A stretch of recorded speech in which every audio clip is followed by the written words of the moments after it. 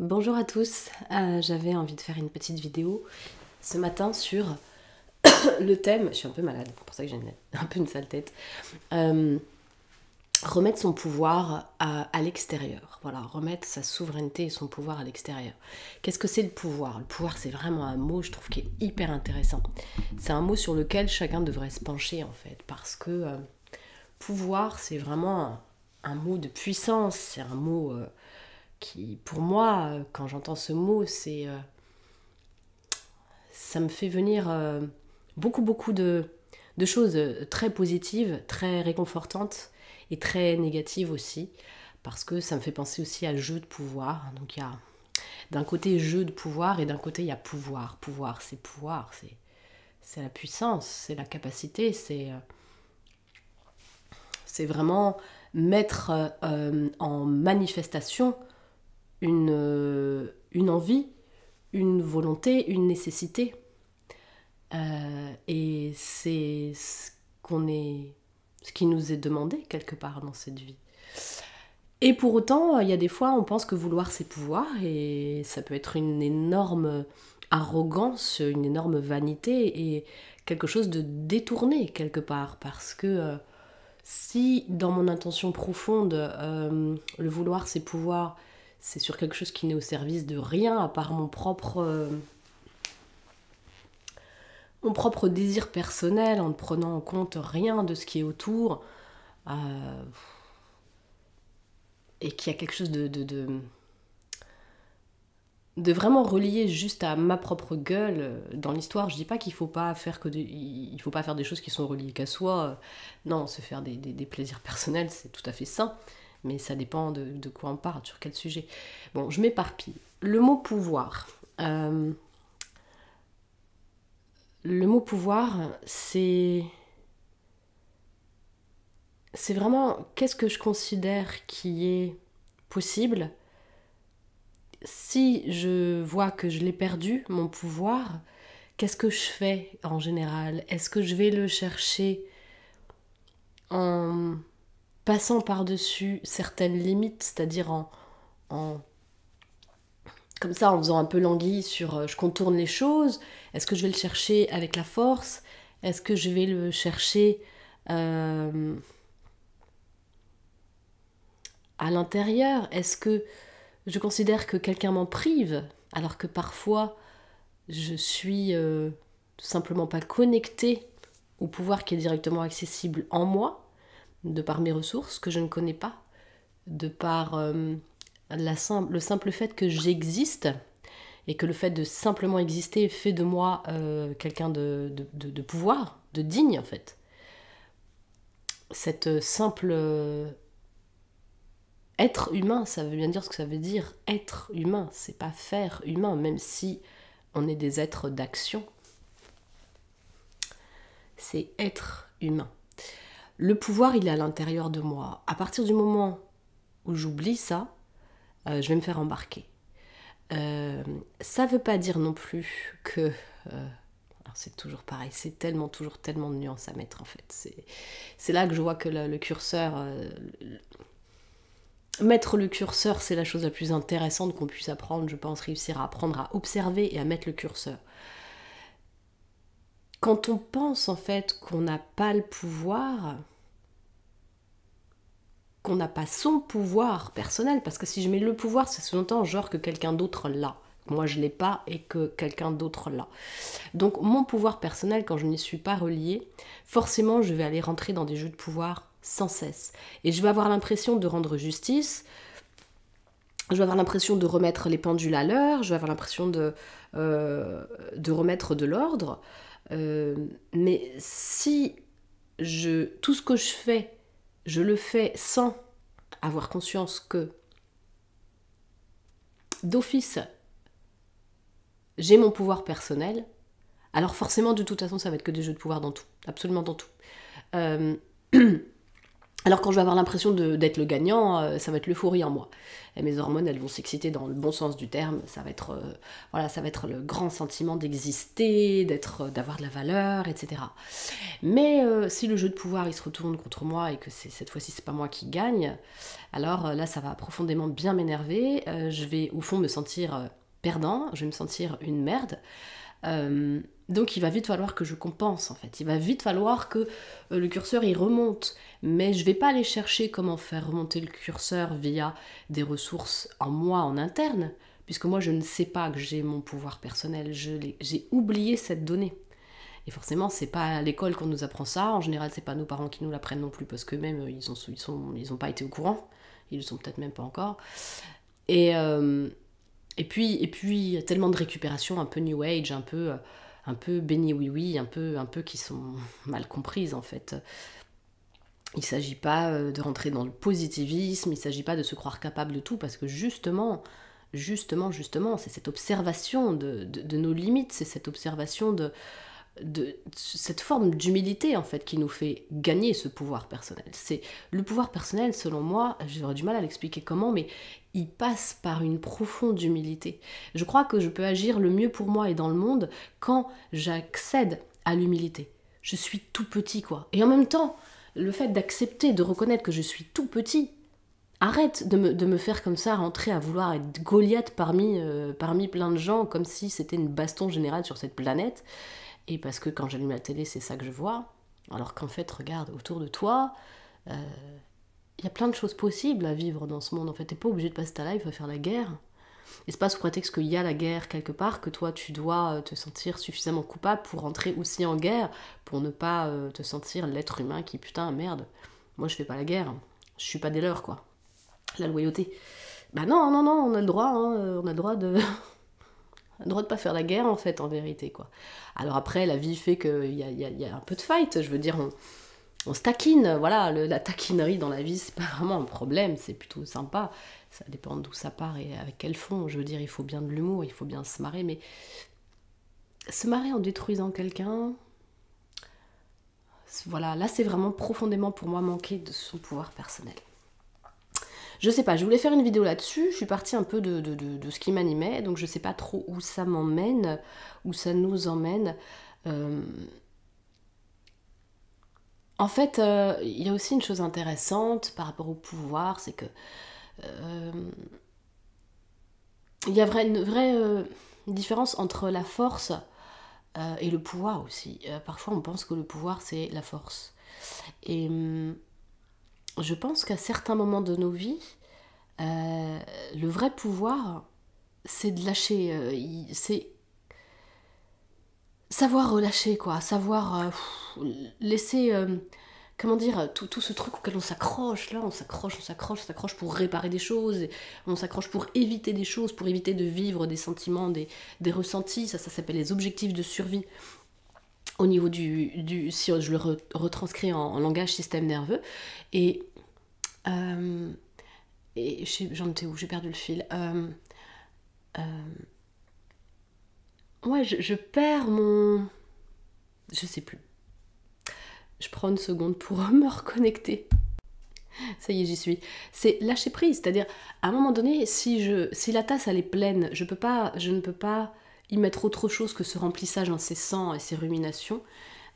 Et je ne peux pas la retrouver, cette fameuse humilité, qui va m'aider à retrouver mon pouvoir personnel. En fait, il n'y a pas à prendre le pouvoir, puisque le pouvoir, il est déjà là. Le pouvoir, il est en nous, il est le pouvoir du choix. C'est-à-dire que même dans une situation critique, où j'ai le choix entre deux choses qui ne me conviennent pas, je l'ai encore ce choix. Et le fait d'oublier ça, en fait, c'est un gros problème, parce que ça nous fait nous sentir victimes en permanence, en fait. Dès lors qu'on n'a pas le dessus, c'est qu'on est victime. Alors, je dis pas que tout le monde fonctionne comme ça, il y a des quand on regarde dans l'énéagramme, par exemple, ou dans d'autres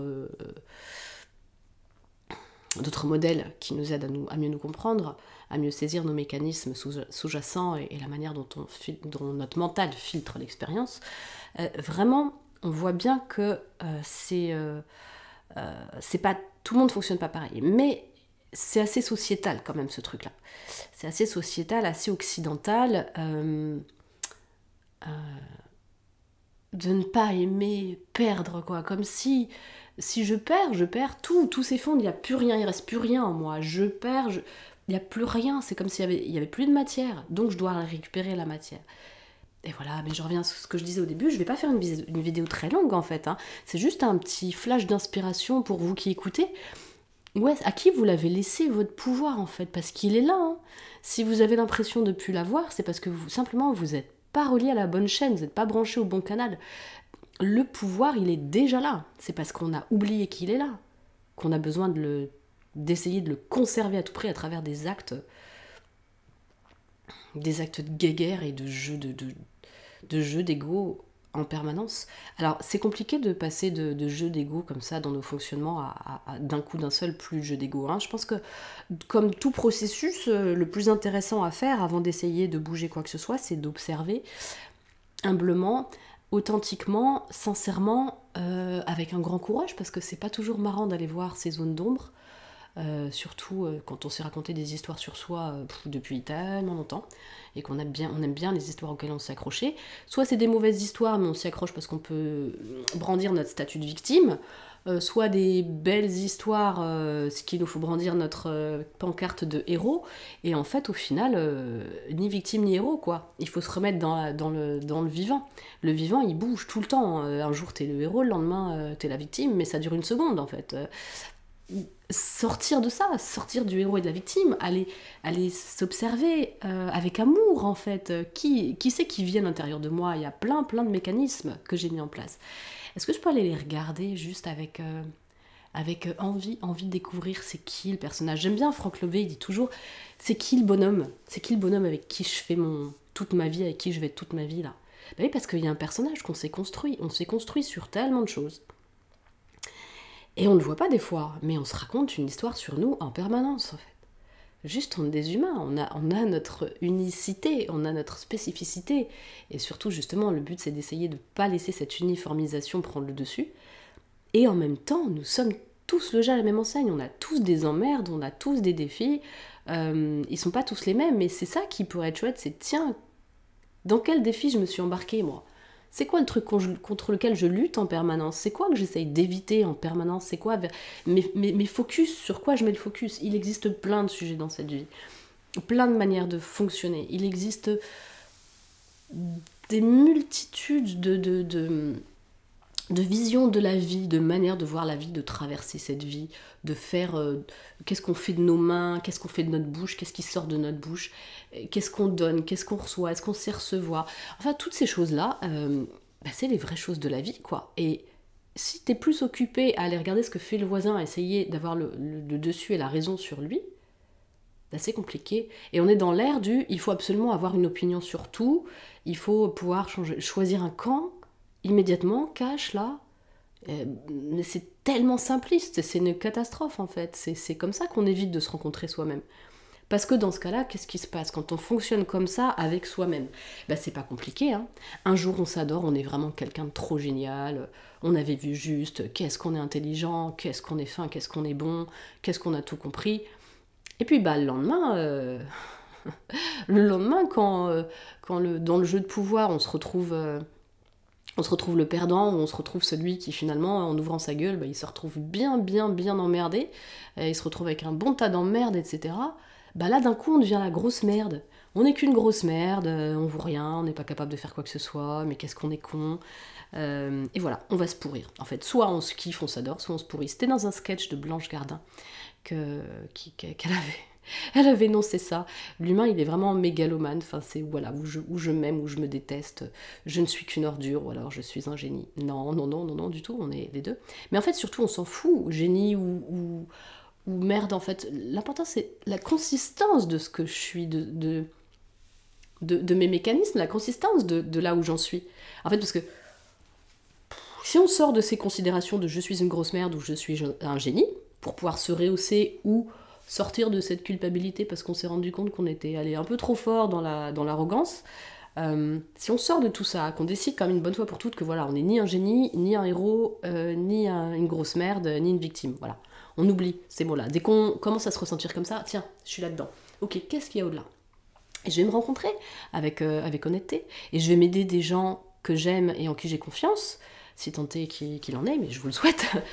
Sinon, bah vraiment, oui, il est vraiment temps d'aller regarder son pouvoir personnel, parce que si vous n'arrivez pas à vous entourer, alors ça veut dire que vous avez vraiment définitivement bien perdu le contact avec votre pouvoir personnel, parce que votre pouvoir personnel va faire jaillir de vous votre vitalité, qui vous êtes, ce qui émane de vous, et ça va attirer des gens et repousser des gens. Et en attirant et en repoussant, vous allez pouvoir réussir à avoir des liens. Faire confiance à tout le monde en permanence, c'est pas possible, ça n'existe pas, on est des humains, on est faillibles, mais un minimum de convivialité et de confiance dans les relations, c'est quand même bien sain et ça nous porte. Et il faut arrêter de jouer les warriors de moi j'ai besoin de personne, ça c'est c'est très très très surfait quoi, ça montre bien qu'on est encore dans des jeux de pouvoir immenses. J'ai fait une vidéo d'ailleurs sur le jeu de pouvoir, je vais vous la remettre dans le descriptif, je sais plus où j'en étais de nouveau, je pars un peu dans tous les sens, mais c'est ce qui me vient, je trouve intéressant. Oui, d'aller à la rencontre, aller à la rencontre. Quand je vais à la rencontre de moi avec sincérité, je vais y voir vraiment beaucoup de choses délicates, surtout au début. Quand je fais cet effort en fait d'humilité, de me dire allez j'arrête de m'inventer que je suis un héros ou je suis une victime, je vais juste regarder avec sincérité.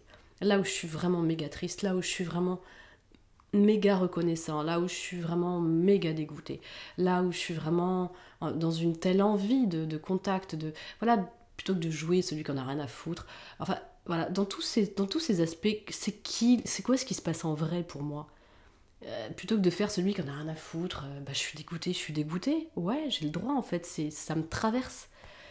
Arrêtez de se raconter des histoires. Allez regarder les histoires qu'on se raconte. Parce que derrière le côté ombrageux de ce qu'on va rencontrer, il y a vraiment des beaux cadeaux en fait. Derrière nos ombres, il y a des putains de beaux cadeaux.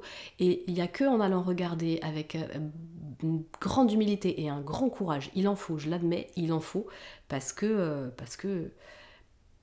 ça reste, il y a une phrase qui dit, je crois que c'est une phrase de Gurdjieff, l'horreur de la situation, voilà, c'est ça.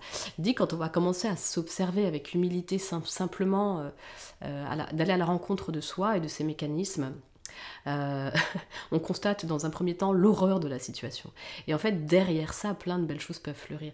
Si je veux faire un jardin, si je constate pas en sortant de ma maison le jardin, si je n'arrive pas à regarder, à constater qu'il est en friche, que c'est un bordel sans nom, que j'ai laissé s'accumuler des tonnes de déchets, qu'il n'y a plus rien qui est correct là-dedans, que c'est un grand bazar, bah, je constate l'horreur de la situation, je vais pouvoir commencer à défricher, à faire ce qu'il faut pour aller vers le jardin dans lequel je veux semer ce qui me plaît. Et puis le jardin du voisin, il sèmera ce qui lui plaît. Et puis je vais lui foutre la paix en fait au voisin. Je vais m'occuper du mien déjà avant. Et si je ne constate pas l'horreur de la situation, alors après l'idée c'est pas d'aller l'amplifier non plus. Hein. Voilà, hein, entre le déni et l'amplification, un juste milieu qui existe. Et voilà, je constate l'horreur de la situation et ben je vais pouvoir agir en fait. Mais si je commence à me juger sur l'horreur de la situation, bah allez, je me coupe l'herbe sous le pied et je sors de nouveau de mon pouvoir personnel. Parce que mon pouvoir personnel, il passe à travers la possibilité d'agir. La possibilité d'agir, si j'agis sur un terrain, si je sème des graines dans l'air, ça va rien donner. Si je sème des graines dans la terre, dans du fertile, là, ça va pouvoir pousser. Donc il faut que j'aille regarder mon terrain. En parlant de ça, je vous mets aussi l'interview de Daniel Morel, que j'ai faite il y a pas mal de mois maintenant. Très belle interview qui est longue, mais qu'est-ce qu'elle est passionnante. Donc vous prenez, je crois qu'elle dure 2 heures, un truc comme ça.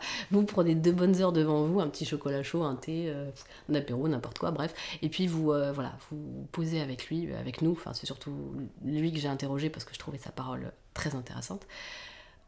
Et puis voilà, et puis vous allez voir ça, c'est cette rencontre, le pouvoir personnel, il ne peut pas, on ne peut pas faire l'économie de la rencontre avec soi, parce que c'est elle qui nous permettra de mieux rencontrer les autres.